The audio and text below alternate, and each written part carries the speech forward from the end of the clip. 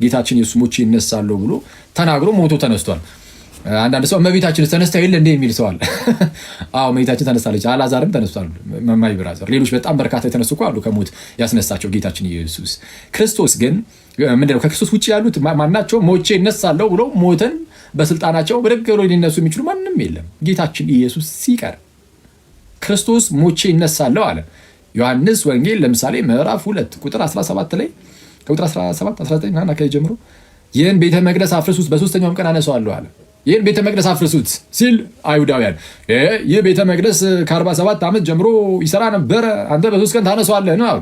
46 ለ47 ዓመት ሙሉ ፈጅቶ የተሰራውን ቤተ መቅደስ አንተ ማን ስለሆንክ ነው በሶስት ቀን የምታነሳው ነው? እነሱ የመሰላቸው ህንፃውን ቤተ መቅደስን ነው። ከታይ ዝቅ አለና ዮሐንስ ምን አለ? እርሱ ግን ስለ ሰውነቱ ወይም ስለ ስጋው ቤተ መቅደስ ይል ነበረ አለ። ስለ ሰውነቱ ቤተ መቅደስ ይናገር ነበረ እና ጌታችን ምን አለ? ስለ ስጋው ቤተ መቅደስ ሲናገር ይህን ቤተ መቅደስ አፍርሱት፣ ሚኒንግ ይኸው ግደሉኝ እስቲ ልሙት በሶስተኛው ቀን አነሳዋለሁ። ስለዚህ በሶስተኛ ቀን ደግሞ አነሳዋለሁ አለ። አንዳንድ ክፍሎች ላይ አብ አስነሳው፣ የእግዚአብሔር መንፈስ አስነሳው የሚል ሲሉም አሉ። ስለዚህ ማስነሳት ላይ የወልድ ብቻ ስራ አይደለም፣ በወልድ ስራ ውስጥ አብም መንፈስ ቅዱስም አሉ። ስለዚህ የአብ የወልድ የመንፈስ ቅዱስ ስራ ነው የክርስቶስ መነሳቱ። ልክ የወልድ መምጣት የወልድ ብቻ ፈቃድ ሳይሆን የአብም የመንፈስ ቅዱስም ጭምር ፈቃድ እንደሆነ ሁሉ የክርስቶስ ሞቶ መነሳትም የአብም የወልድም የመንፈስ ቅዱስም ፈቃድ ነው። የአብ የወልድ መንፈስ ቅዱስ ስራ ነው ትንሳኤው። ስለዚህ ክርስቶስ ሞቼ እነሳለሁ አለ፣ ቃሉን አከበረ። ሞቼ እነሳለሁ ብሎ ቃሉን አከበረ። ታዲያ አሁን አንተን መጡ እንደዚህ አይነት አካል ኢማጂን፣ እሞታለሁ ግን በሶስተኛው ቀን እነሳለሁ ብሎ ማለት ነው። ሞቶ ከዛ በሶስተኛው ቀን ከተነሳ ያን ሁሉ ተአምር አድርጎ ያውም ማለት ነው። አንተ ሞታ አትቀርም ሲል አሜን አትልም ትላለህ። ኦፍኮርስ ኧረ በስመ አብ አሜን ጌታዊ ትላለህ። ያውም በነቢያት ሁሉ የተመሰከረለት እንደሆነ ስታይ ማለት የሆነ ዝም ብሎ የሆነ አንድ ራንደም ጋይ ተነስቶ እንዲህ ብሎ እኮ አይደለም። ክርስቶስ ሲመጣ ዝም ብሎ የሆነ ሰዓት ላይ ብቅ ያለ እንደዛ መስሎ ይታያቸዋል። እንደዛ እኮ አይደለም። በነቢያት ሁሉ ሲመሰከርለት ኖሮ ነቢያቱ ሁሉ ጠብቀው ተስፋ አድርገውለት ነቢያት የተናገሩለት እርሱን መሲሁን እኮ ነው ያገኙት ሐዋርያቱ። እና መሲህ እርሱ ኢየሱስ ክርስቶስ በነቢያቱ የተነገረለት ነውና በነቢያት የተነገረለት ተገኘ፣ ተገለጠ። እርሱ ተገልጦም ደግሞ ሞቼ እነሳለሁ እናንተም ሞታችሁ አትቀሩም ካለ አሜን ብለህ ትቀበላለህ። በእርሱ በኩል የተላለፈው ትምህርትን አስተምህሮን ሁሉ ደግሞ ትቀበላለህ። በክርስቶስ በኩል የተላለፈውን አስተምህሮ በቃ ቃሉን አክብሮ አሳይቶናል። እንዴ ሞቶ የተነሳ አካል ሲናገርና ዝም ብለህ እንደዚሁ አይዟችሁ የሚል ብቻ አንድ ነው እንዴ? አይሆንም እኮ ክርስቶስ አሳይቶናል። አሳይቶን በግልጥ አሳየን እኮ። በስመ አብ እርግጠኞች ነን። አሁን እርግጠኞች ነን እንደምንነሳ በጣም እርግጠኞች። ለዘላለም እንደማይኖሩ ሰዎች አይደለም የምንኖረው። አየህ አሁን አንተ ተስፋ አትቆርጥም። አሁን ሞተ በዛው የምትቀር ቢሆን አስቧል። ላይፍን ማለት ምንድን ነው የሚመስለው? ላይፍ ራሱ የተወሰነ ጊዜ ኑሬ ከዛ በኋላ በዛው በቃ ጠፋለሁ የሚል ሀሳብ ጭንቅላት ውስጥ ቢኖር ኖሮ ማለት ነው በጣም አስቸጋሪ ነበረ። ማለት ህይወት ራሱ የሆነ ተስፋ ቢስ ይሆናል። ግን ለዘላለም እንደምትኖር ስታስብ ያኔ እርሱ ያበረታል። ለዘላለም እንደምትኖር ስታስብ እርሱ የሚያበረታ ይሆናል። ለማንኛውም በክርስቶስ ኢየሱስ ትንሣኤ የክርስቲያኖች አምላክ ብቻ ትክክለኛው እንደሆነ አውቀናል። ዛሬ የምንማማረው ትምህርት ዛሬ በጣም በአጭሩ ነው። እሺ ማስረዳችሁ 30 ደቂቃ የሥላሴን ትምህርትም ለምን መሰረታዊ ክርስትና ትምህርት እንማራለን የሚለውንም በስሱ እነግራችኋለሁ። ከ30 እስከ 40 ደቂቃ በወስድባችሁ ነው። ወዲያው ጨርሰን እንሰነባበታለን ማለት ነው። እሺ እንግዲህ የክርስቲያኖች አምላክ ትክክለኛው አምላክ ከሆነ የሚል ጥያቄ ይነሳል።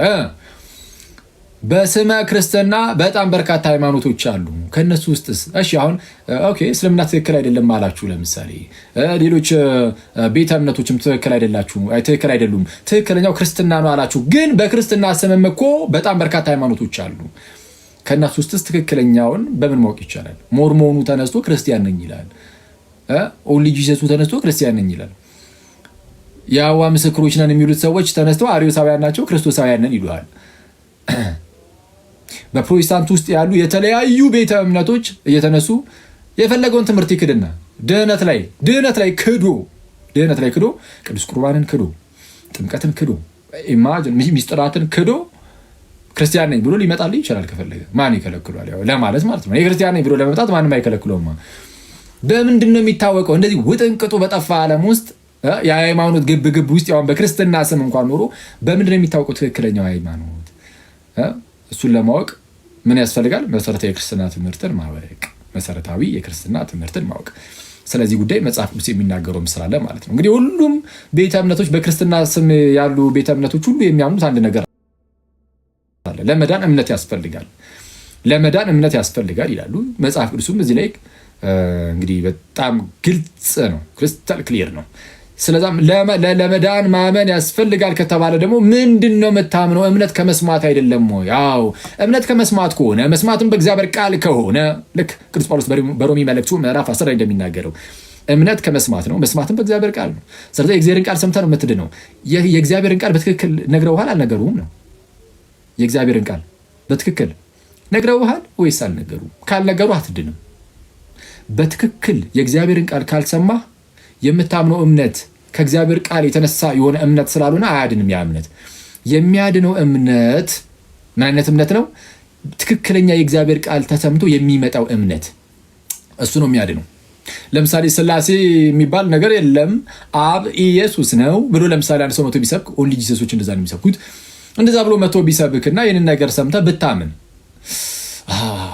ኢየሱስ ብቻ በቃ አብ ኢየሱስ ነው ብለህ ብትይዝ ማለት ነው። ከዛ በኋላ አመንክ ይህንን። ከዛ በኋላ እኮ ኢየሱስ ሞቶልኛል ተነስቶልኛል ምናምን ኢቨን እነሱ ጥምቀትም ያድናል ይላሉ ምናምን ብለህ አመንክ፣ ግን አትድንም። ለምን? ትክክለኛውን የእግዚአብሔርን ቃል አላገኘህም። ለምሳሌ የስላሴን ትምህርት ክዳል።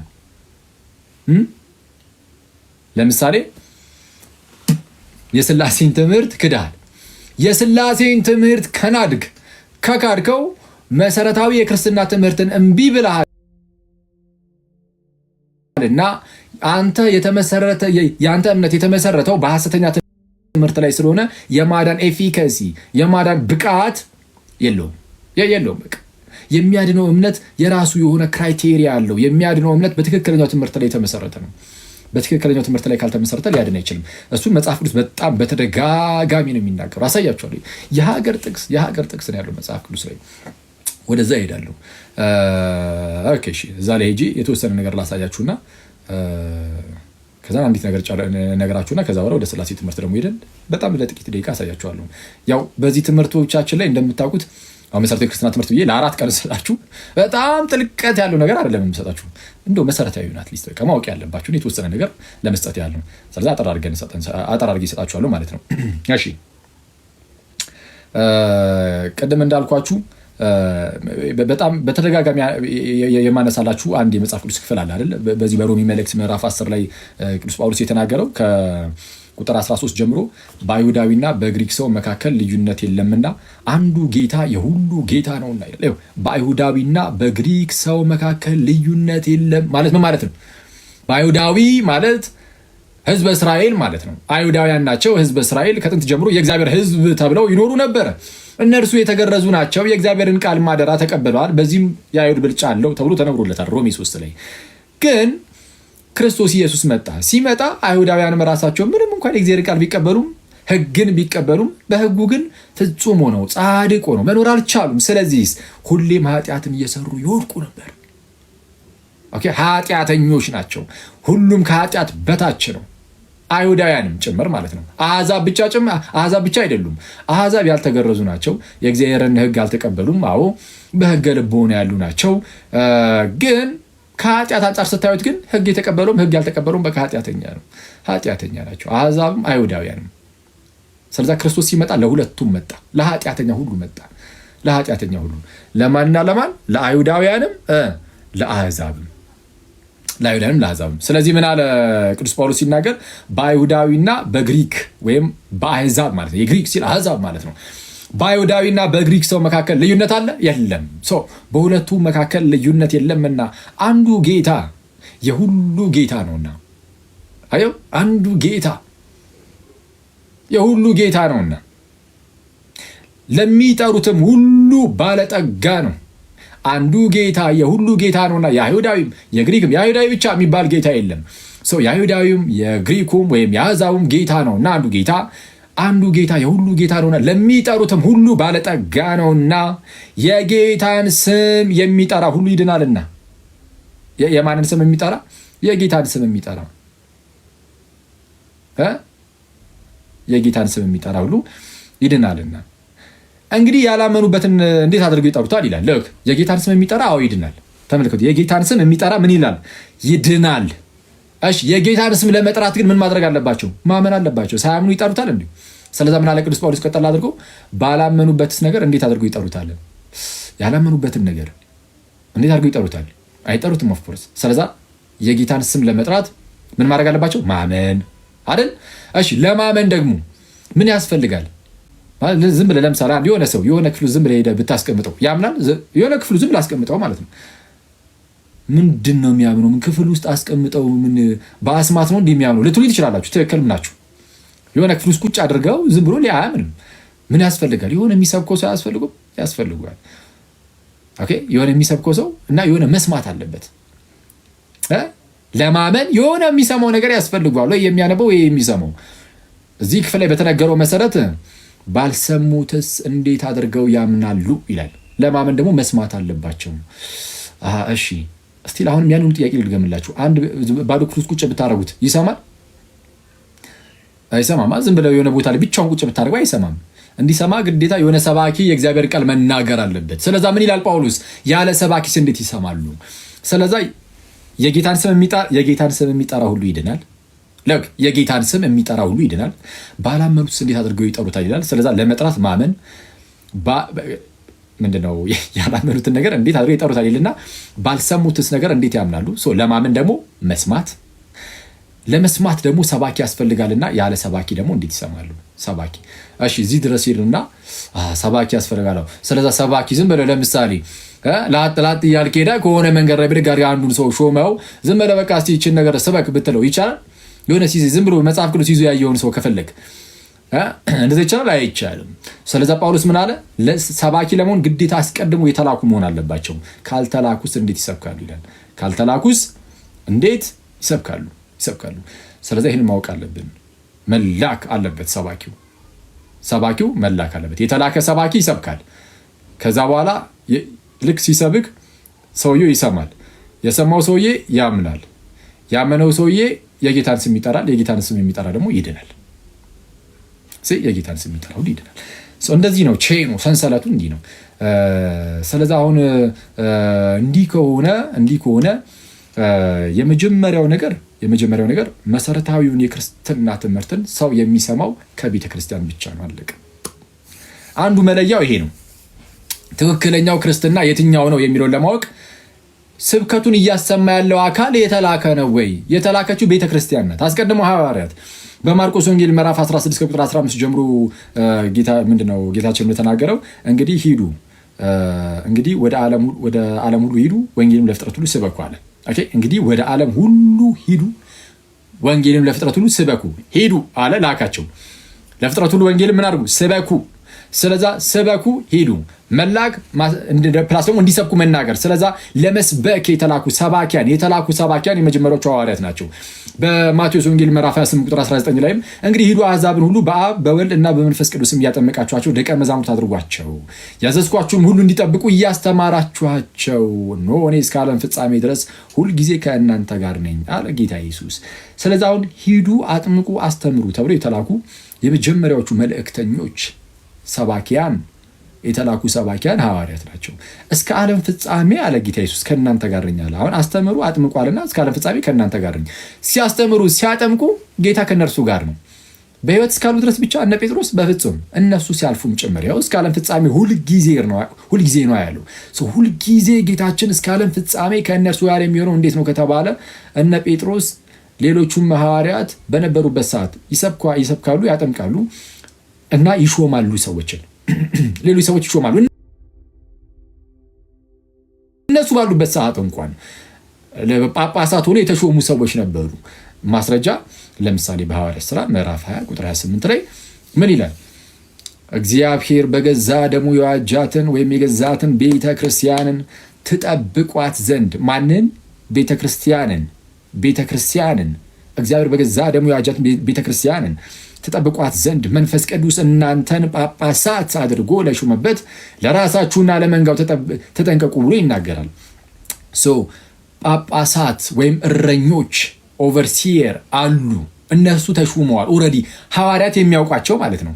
ስለዚህ በሐዋርያት እግር ስር ተተክተው የሚመጡ አሉ። ሐዋርያት የማያውቋቸው ሳይሆኑ የሚያውቋቸው የተተኩ አሉ። እነ ጳውሎስ ነው ይህን ነገር የተናገሩት። ለምሳሌ ሐዋርያቱ ሲያልፉ ከእነሱ እግር ስር ተተክተው ይመጡ እነዛ ቤተክርስቲያንን ተጠብቋ ዘንድ ተብሎ የተነገረላቸው ጳጳሳት እኮ አሉ። ስለ እነሱ የማወቅ ግዴ አይሰጣችሁም እንዴ?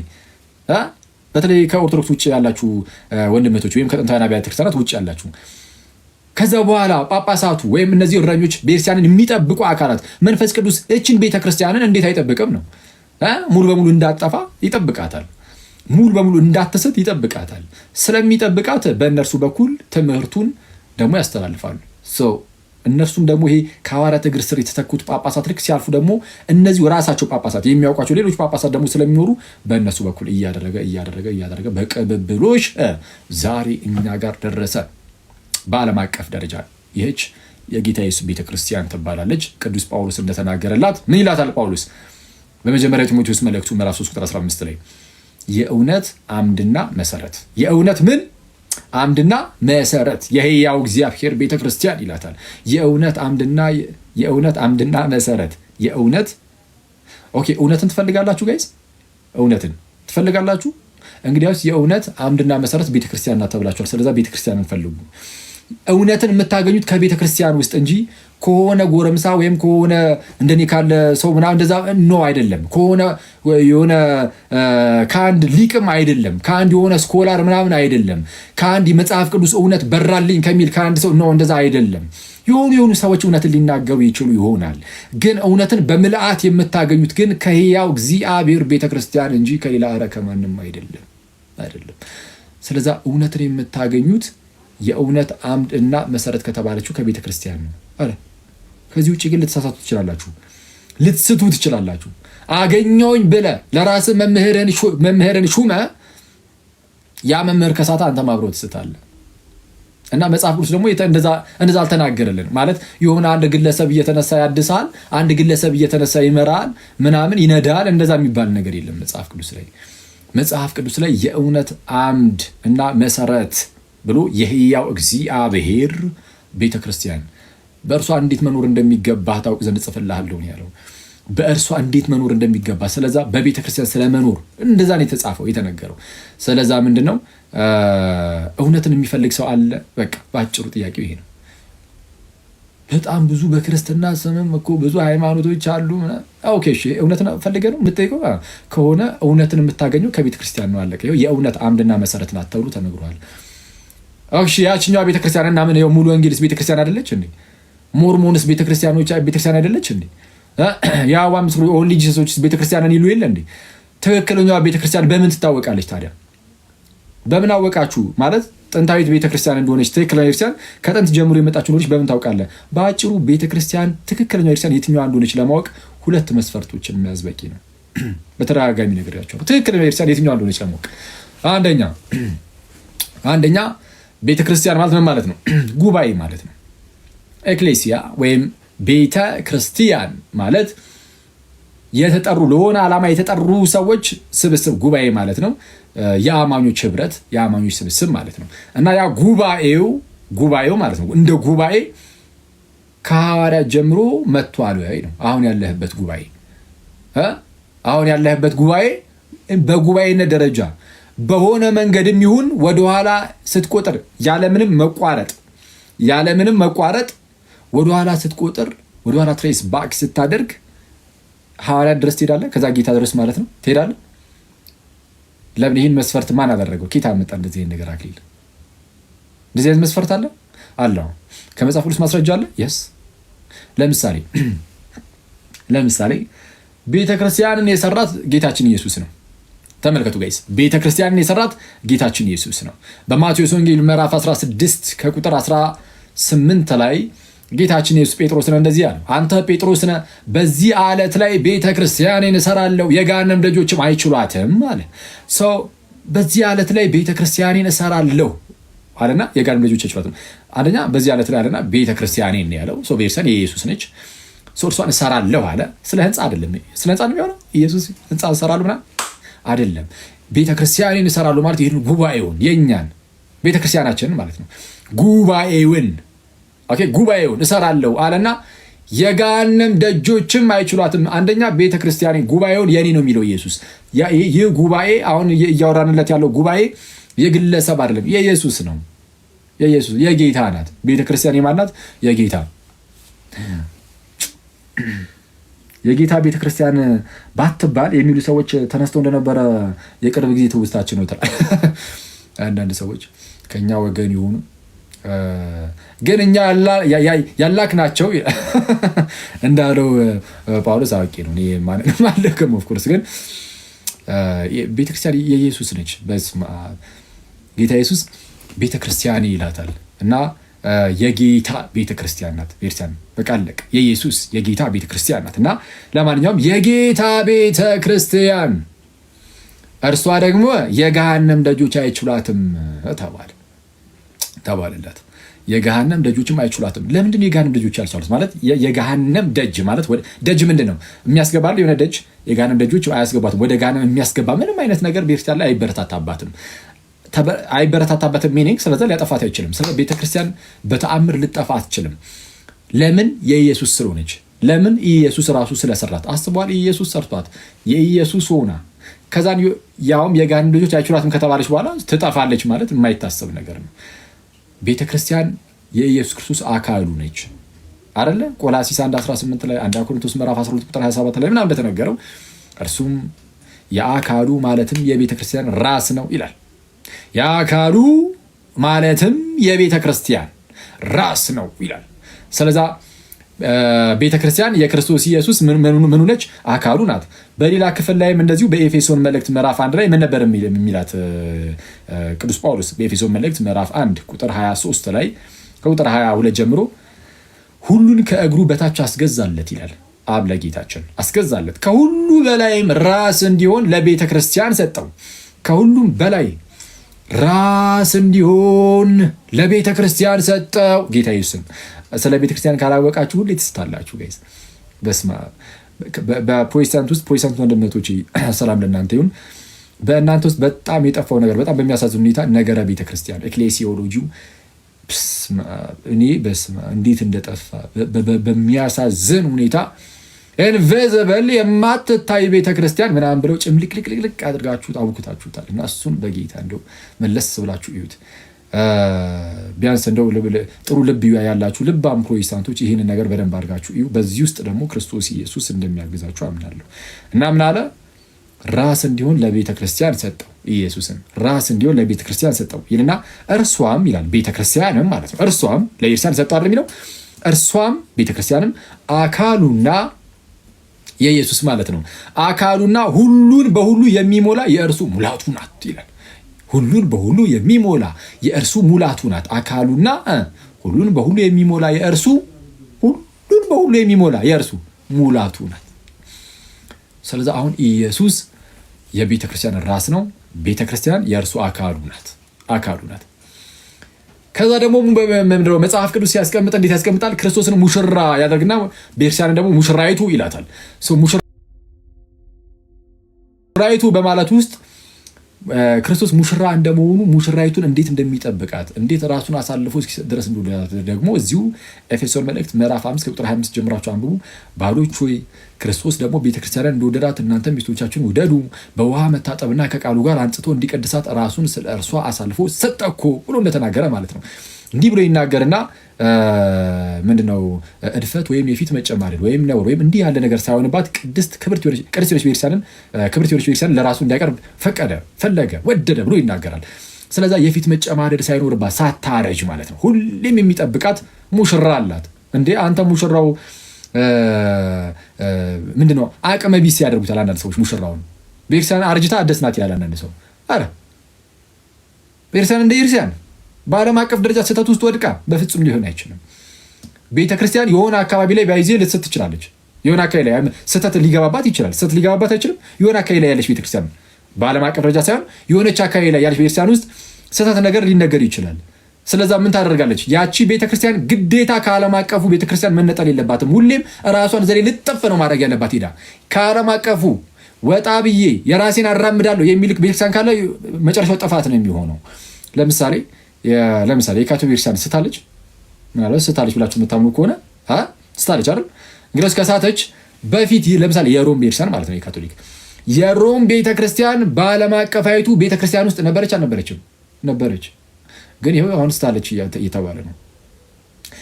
በዓለም አቀፋዊት ቤተክርስቲያን ውስጥ የነበሩ አብያተ ክርስቲያናት ስህተት ውስጥ ሊወድቁ ይችላሉ። ስለዛ ጥንቃቄ ማድረግ አለባቸው። እነ ቆጵርያኖስም ይህን ነው የሚናገሩት። እነ ሴንት ሲፕሪያን ሁሌም ቢሆን የሆኑ አካባቢ ላይ ያሉ አብያተ ክርስቲያናት ከዓለም አቀፉ ጋር ሁሌም ግንኙነት ሊኖራቸው ይገባል፣ በጣም በሰፊው። አሊያ ግን የእንደራሴ ነገር ለምሳሌ ቢጀመር በተለይ በሃይማኖት ደረጃ እንደዛ አሁን አክቹዋሊ የሃይማኖት ነገር አሁን ግልጽ ሆኖ እንትን ስላለ የሚያሻማ ነገር አይኖርም። በእርግጣው ላይ ግን የእንደራሴ ነገር ብድግ እያደረገ ሃይማኖትን በቃ ይሄ እንዲህ ነው እያለ ቢመጣ ያቺ ኤርሰን ትጠፋለች፣ ኑፋቄ ውስጥ ትወድቃለች። ከዛ በኋላ ራሷን ከክርስትና ታወጣለች ማለት ነው። ስለዛ በጣም ጥንቃቄ ይፈልጋል ማለት ነው። ሁሌም ቢሆን በዓለም አቀፍ ቤተክርስቲያን ስር ከዓለም አቀፍ ቤተክርስቲያን ላይ ልጥፍ ማለት ያስፈልጋል፣ ግዴታ ነው። ስለዛ አሁን ላይ የትኛውም አብያተ ክርስቲያናት በኢትዮጵያም ያለችው ይሁን በግብፅም፣ በሲሪያም፣ በማላንካራ በህንድም፣ በሲሪያም፣ በየትኛውም በኤርትራም፣ በውጭ በሌሎችም እኛ ባላወቅ ነው እግዚአብሔር ግን ባወቀው ባሉ አብያተ ክርስቲያናት በዓለም ዳርቻ ሁሉ ያሉ አብያተ ክርስቲያናት እንዳይወድቁ ግዴታ የዓለም አቀፉን ነገር ሁሌም መያዝ አለባቸው። የዓለም አቀፉን ማይዝ ካለ ይቆረጣል። ምንም ይሄ ግልጽ ነው። ያው ሮም ለምሳሌ ስታለች አይደል የምንለው። የሮም ቤተክርስቲያን የሳተችው ገና በፊትም ቤተክርስቲያን ውስጥ ሳትሆን ቀርታ አይደለም። ቤተክርስቲያን ውስጥ ነበረች ግን ሳተች። ስህተትን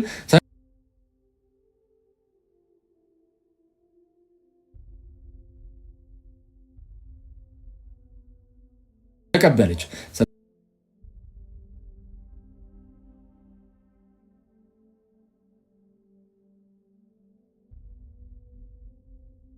ለዛ እንደዚህ አይተዋል።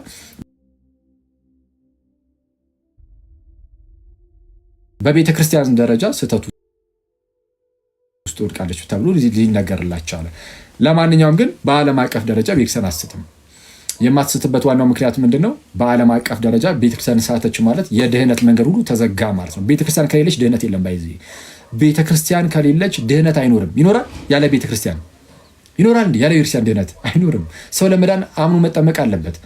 አስቡት፣ ለማመን እውነተኛ ወንጌል መሰበክ አለበት። እርሱ ደግሞ ስታለች እውነተኛ ወንጌል ጠፍቷል ያስብላል። ማጥመቅ አለባት። ለማጥመቅ ደግሞ እሷ ራሱ ማጥመቅ የማትችል ሆናለች፣ ወድቃለች ሙሉ በሙሉ። ስለዛ ድህነት አይኖርም ማለት ነው። እንደዛ ሊሆን አይችልም። ስለዛ መንፈስ ቅዱስ ሁሌም ቢሆን ወደ እውነት ሁሉ ይመራታል፣ ዓለም አቀፋዊቷን ቤተክርስቲያን። ስለዛ ጌታችን ኢየሱስ ደግሞ ሁሌም ይጠብቃታል።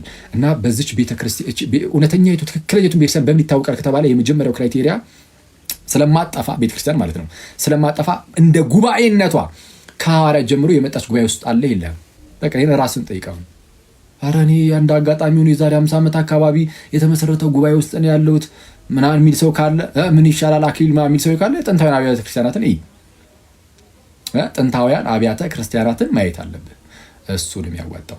ስለዚህ የመጀመሪያው ጉባኤው እንደ ጉባኤ በአንድም በሌላ መንገድ ወደ ኋላ ስትሄድ ሐዋርያት ድረስ ትሄዳለህ ወይም ከሐዋርያት ጀምሮ የመጣ ነው ወይም ከሐዋርያት ጀምሮ የመጡ አብያተ ክርስቲያናት ስር የነበረ ነው ወይ? ለምሳሌ ከሐዋርያት ጀምሮ የመጡ አብያተ ክርስቲያናት ይኖሩና እነሱ ራሳቸው የተከሏቸው ናቸው ወይ? እነዚህ ቤተክርስቲያናት ያሉ አሁን አብያተ ክርስቲያናት እሱም መታወቅ አለበት።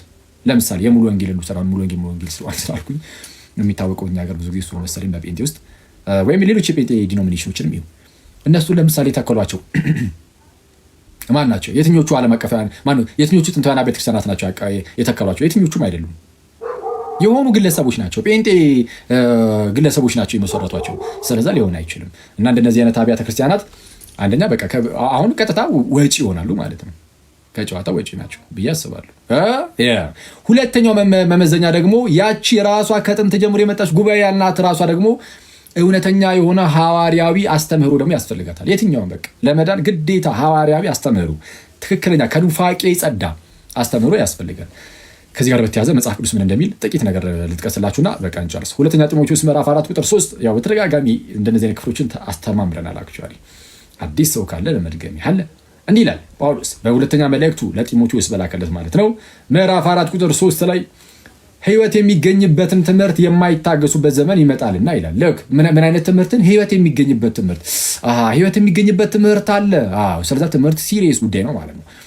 አንዳንዶች እንደሚሉት ዋና ሃይማኖት አይደለም፣ በቃ በኢየሱስ ማመን አለቀ ሌላው የሚል ሰው አለ። ምንድነው በኢየሱስ ማመን ማለት? እስቲ ምንድነው በኢየሱስ ማመን ማለት? እሺ ስላሴንስ ብትክድ በኢየሱስ አምነህ ትድናለህ አትድንም ነው የምትሉት አይደለ? ከሆነ በቃ ዝም ብሎ በኢየሱስ ማመን ብቻ ብለህ አወሳስበህ ዝም ብለህ እንደዚሁ ቀለል አድርገህ የምታልፈው ነገር ሳይሆን አስተምህሮ ያስፈልጋል ማለት ነው። ህይወት የሚገኝበትን ትምህርት የማይታገሱበት ዘመን ይመጣል። ነገር ግን ጆሮቻቸውን የሚያሳክክ ስለሆነ እንደገዛ ምኞቶቻቸው ለራሳቸው አስተማሪዎችን ያከማቻሉ። በልክ እያደረገ ለራሱ ሁሉ አስተማሪን ያከማቻል። ከዛን ይጠፋል ማለት ነው። እውነትንም ከመስማት ጆሮቻቸውን ይመልሳሉ፣ ወደ ተረትም ፈቀቅ ይላሉ ይላል። አሁን ላይ በጣም በርካታ ሰዎች ለምሳሌ ድህነት ጉዳይ ላይ አሁን የስላሴ ጉዳይ ምናምን ስጋዊ ላይ ምናምን ብቻ አይደለም፣ ድህነት ላይ አንዱ የሚያምነውን አንዱ በተቃራኒ ያምናል። ግን ሁለቱም እርስ በርስ ክርስቲያን ተብሎ ነው የሚጠራረው። ይሄ አደገኛ ይመስለኛል። ጥምቀት ያድናል የሚለውም ጥምቀት አያድንም የሚለውም አንዱ ክርስቲያን ነው የሚለው። ቅዱስ ቁርባን እውነተኛ የጌታ ስጋና ደም አይደለም ብሎ የሚክደውን ከሃዲ፣ ይሄ ከሃዲ ነው። በዚህ ቅዱስ ቁርባንን የጌታ ስጋና ደም አይደለም የሚል ከዚህ በላይ ከሃዲ ምን አለ? በስመ አብ። ኢየሱስ በዚህ ደረጃ ወዶን የሰጠንን ይህንን ታላቅ ሚስጥር የሚክድ አጋንንት ካልሆነ እኔ ሌላ ምንም አይደለም። በስመ አብ። እና ለዛም ነው በነገራችን ላይ ኢቨን የፕሮቴስታንቲዝም መስራች ዶክተር ማርቲን ሉተር ልክ መመስረት ሲጀምር እንግዲህ የራሱን ሀሳቦችን ማቅረብ ሲጀምር ቅዱስ ቁርባንን የሚክዱትን ከአጋንንት ጋር የሚያመሳስለው እና ይህንን በማለት ውስጥ ትክክል አለ ሉተር ትክክል አለ ይህንን። እና እኔ ቅዱስ ሚስጥርን ራሱ ኢየሱስ የሰጠውን የሚክድ ይሄ በቃ በጣም ከአጋንንት ሊትራሊ ከአጋንንት ነው የሚሆነው። ስለዛ በጣም ጥንቃቄ ይፈልጋል፣ መለስ ማለት ያስፈልጋል። እሺ ቲቶ ምዕራፍ 2 ቁጥር 1 ላይም እንደዚሁ አንተ ግን ህይወት ለሚገኝበት ትምህርት የሚገባውን ተናገር ይላል። ህይወት ለሚገኝበት ትምህርት። ስለዛ ህይወት የሚገኝበት አለ፣ የማይገኝበት አለ። ስለዛ ህይወት የሚገኝበትን ትምህርት መያዝ አለብን ነው። ካልያዝን አንድንም። በመጀመሪያ ጢሞቴዎስ መልእክቱ ምዕራፍ 4 ቁጥር 1 ላይ ምን ይላል ጳውሎስ? መንፈስ ግን በግልጥ ይላል በኋለኞች ዘመናት አንዳንዶች የሚያስቱ መናፍስትንና በውሸተኞች ግብዝነት የተሰጠውን የአጋንንትን ትምህርት እያደመጡ ሃይማኖትን ይክዳሉ ይላል። በገዛ ህሊናቸው እንደሚቃጠሉ ደንዝዘው ይላል። ሰው ተመልከቱ ጋይዝ፣ አንዳንዶች በኋለኞች ዘመናት ማለት ነው የሚያስቱ መናፍስትንና በውሸተኞች ግብዝነት የተሰጠውን የማንን ትምህርት? የአጋንንትን ትምህርት እያደመጡ ምንን ይክዳሉ? ሃይማኖትን ማለት አስተምህሩን። ሃይማኖት ምንድን ነው ብያቸዋለሁ? ከእግዚአብሔር አንድ ጊዜ ፈጽሞ የተሰጠ አስተምህሩ ብያቸዋል ነበር። እሱን ይክዳሉ የአጋንንትን ትምህርት እያደመጡ። እንዴ እዚህ ክፍል ላይ ለምሳሌ ስለ ቅዱስ ቁርባን አልተነገረም፣ ግን እሱንም እንደ ምሳሌ መውሰድ እንችላለን እኛ። ለምሳሌ ቅዱስ ቁርባን እውነተኛ የጌታ ስጋና ደም መሆኑን ይህንን ትምህርት ይክዳሉ። ምን አይነት? የአጋንንት ትምህርትን እያደመጡ። ቅዱስ ቁርባን እውነተኛ የጌታ ስጋና ደም አይደለም የሚለውን የአጋንንትን ትምህርት ኦኬ። አንዳንዶች አለ የሚለው የሚያስቱ መናፍስትንና በውሸተኞች ግብዝነት በነዚህ ዌንግሊ ማለት ነው። በነዚህ ዌንግሊ የተሰጠውን በሚያስቱ መናፍስት በአጋንንቶች የተሰጠውን የአጋንንትን ትምህርት እያደመጡ ይላል። የአጋንንትን ትምህርት እያደመጡ ሃይማኖትን ይክዳሉ። ዚዊንግሊ ነው ቅዱስ ቁርባን እውነተኛ የጌታ ስጋና ደም አይደለም ብሎ ያስተማረ ውሸተኛ ግብዝ ዚዊንግሊ ነው። ሶሪ ማለት ይሄ መነገር አለበት።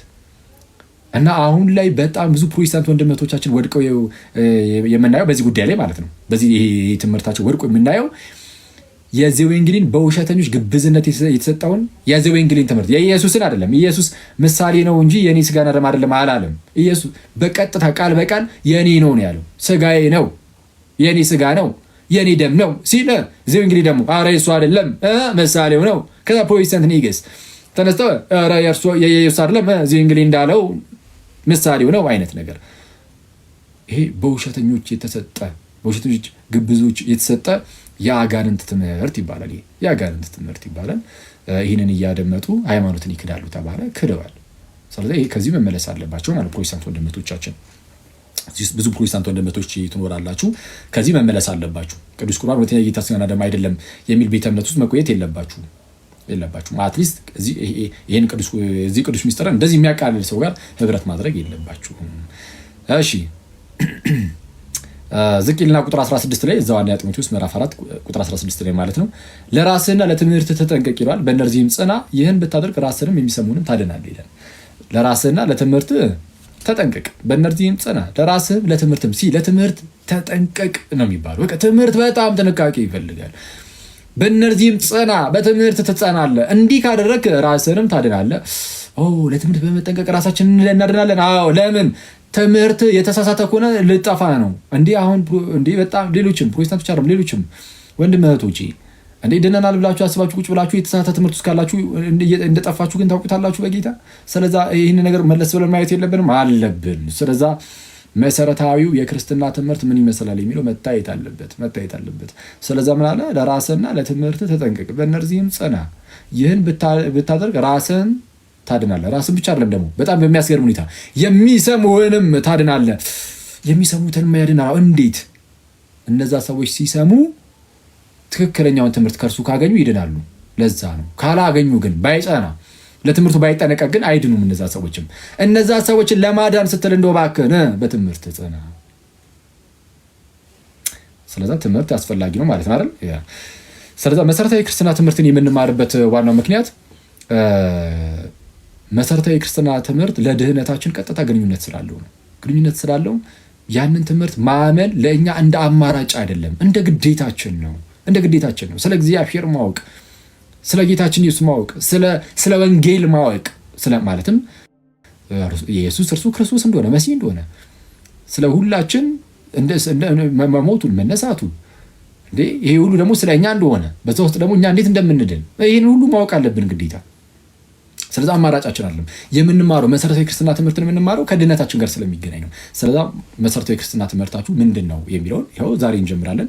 ስላሴ ብለን